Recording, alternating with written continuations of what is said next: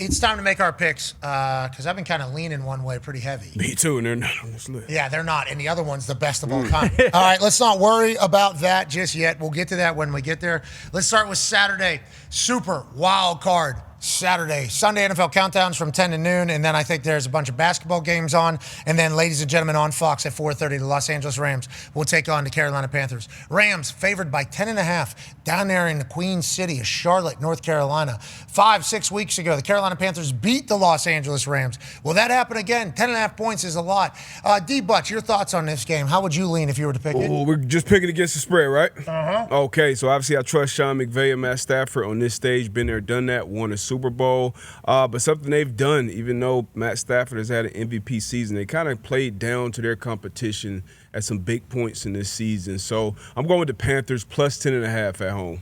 Okay, home underdogs in the wild card round are 18-14 win-loss record over the last 1978, 22-9-1 against the spread. KG affairs normally in the playoffs, especially first round Super Wild Card weekend. Nobody wants to blow their entire season by making some stupid mistake. Let's play it close to the vest. AQ Shipley, Rams, Panthers. 59% of the bets are taking 10.5 points with the Panthers. So is Darius Butler. How do you see it? I will take the Panthers with the points as well, but let me also say, if we're just going straight up, I got the Rams coming out of the NFC as your Super Bowl contender. Okay, so not only this game, he says, if I'm not around, the next one too, and the next one. Okay, right. AJ Hawk, do you agree with the boys and the public, or are you going with the Rams to blow out the Panthers? I think the Rams win this game, but I am taking the Panthers plus 10.5 with those points. We all see it the same way, it feels like. Kickoff will be 71 with some a little bit of rain. You know, I think everybody will be okay. Bank of America Stadium has quite a gladiator feel. Yep. That thing goes straight up and down. Should be an incredible environment for the Carolina Panthers hosting a playoff game. Congrats to them winning the NFC South on a couple of different technicalities. And good luck to all parties. I like that you're already picking your Super Bowl contender for the NFC. Let's go to the Green Bay Packers versus the Chicago Bears. This has flipped 1.5 one way, 1.5 the other way, 1.5 one way, 1.5 the other way. There was one time where the underdog getting the points was actually the favorite in the money line whenever it looked at the odds. Sportsbooks are saying this is a toss-up.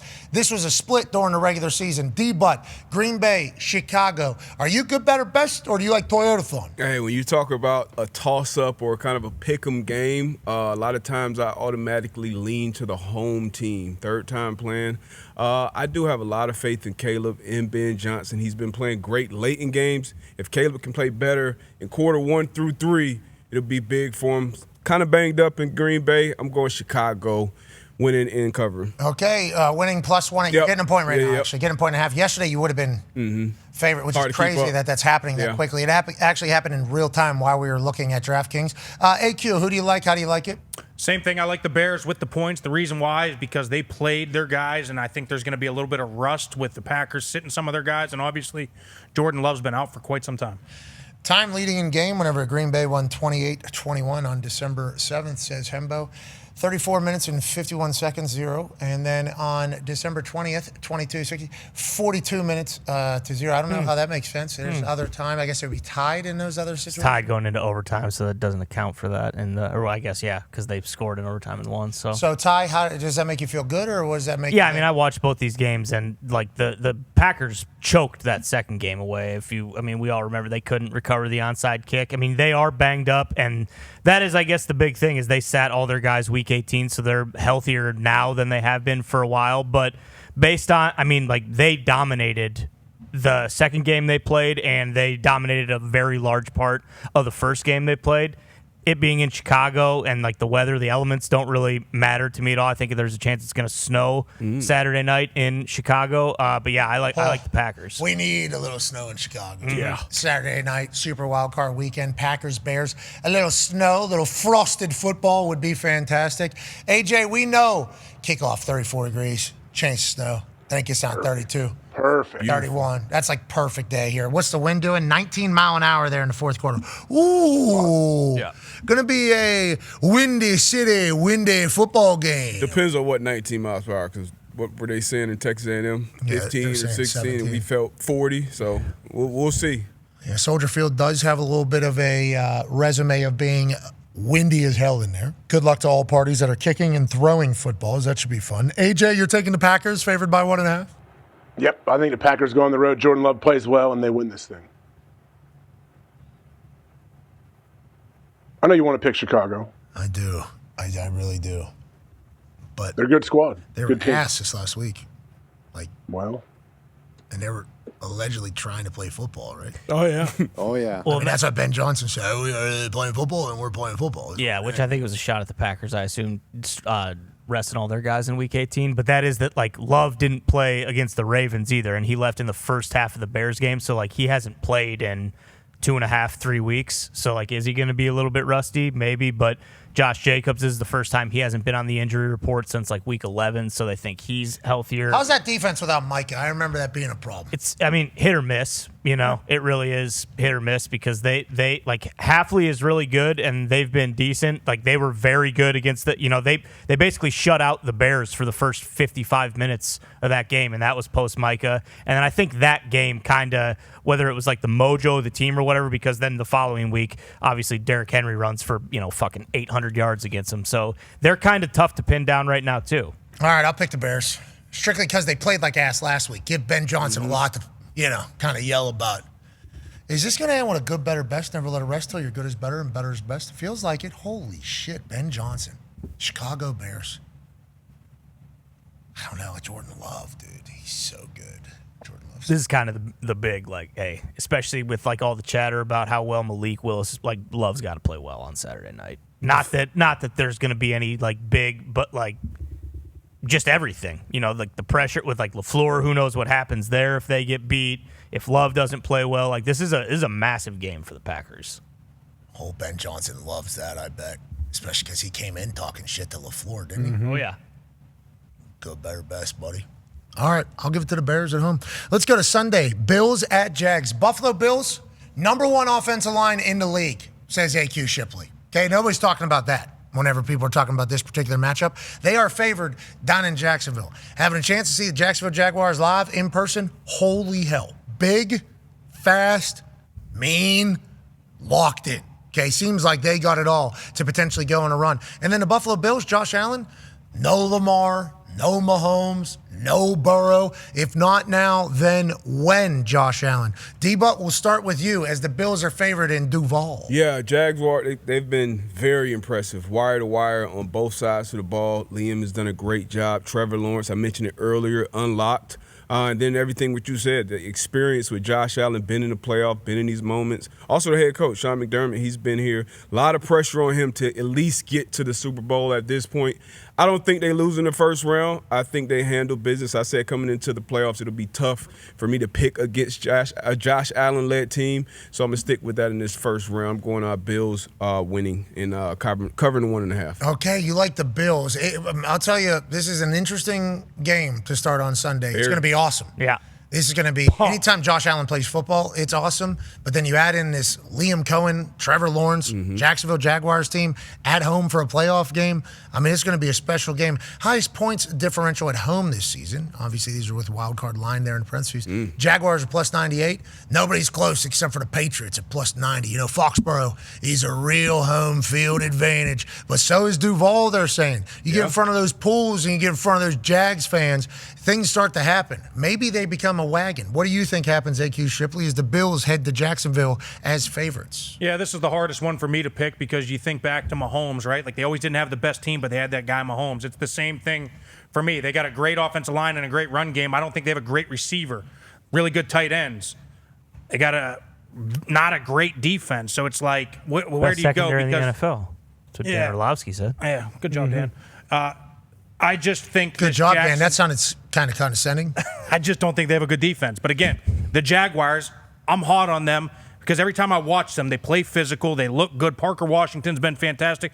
Their tight ends are good. I mean, they got guys, and their defense looks good. I'm going Jags. Okay, there you go. You're about to talk yourself out of it, it sounded like, because it's too good to be true almost for the Jacksonville Jaguars. AJ, who do you like? How do you like it in this one? So I was leaning Buffalo early, and then watching AQ present them as the best offensive line in the NFL, I am taking the Buffalo Bills on the road here. How about him? This is second year in a row now. Best offensive line in the league. Going to pick them not to win. You know, and the entire sell of the In the Trenches segment is the offensive line decides who wins the game. Philadelphia Eagles last year, they're going to lose. Well, I thought the offensive line decided was.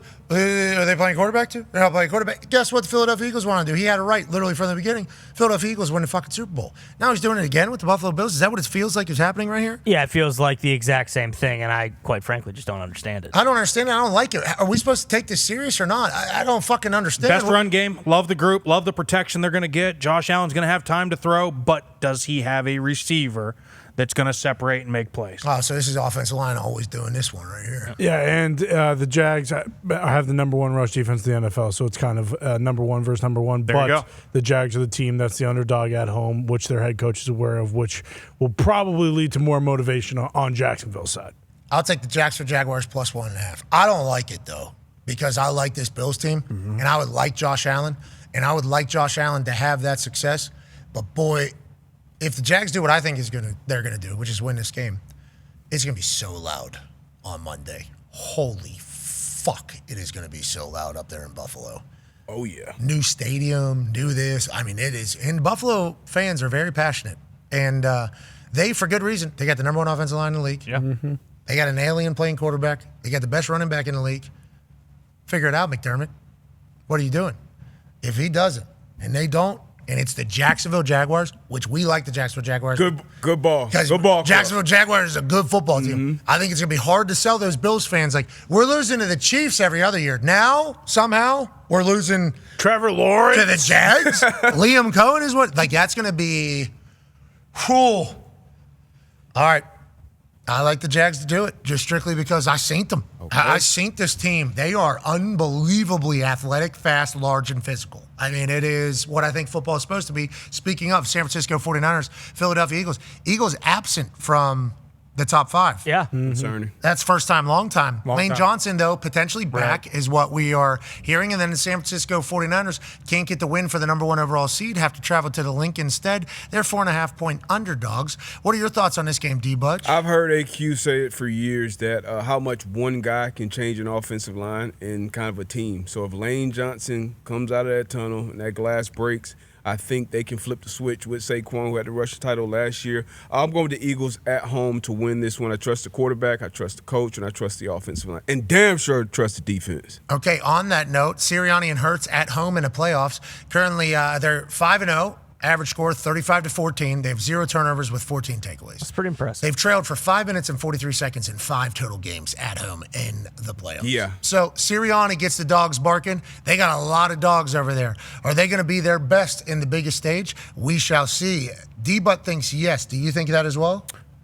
Just like D-Butt just said, an offensive lineman can change everything. I think on the other side, there's a guy named Trent that if he plays could change everything. The problem is they might be starting Kaiser White and Eric Kendricks at linebacker. Don't love that. I'm going with the Eagles. Okay, you both these boys like the Eagles. AJ Hawk, who do you like?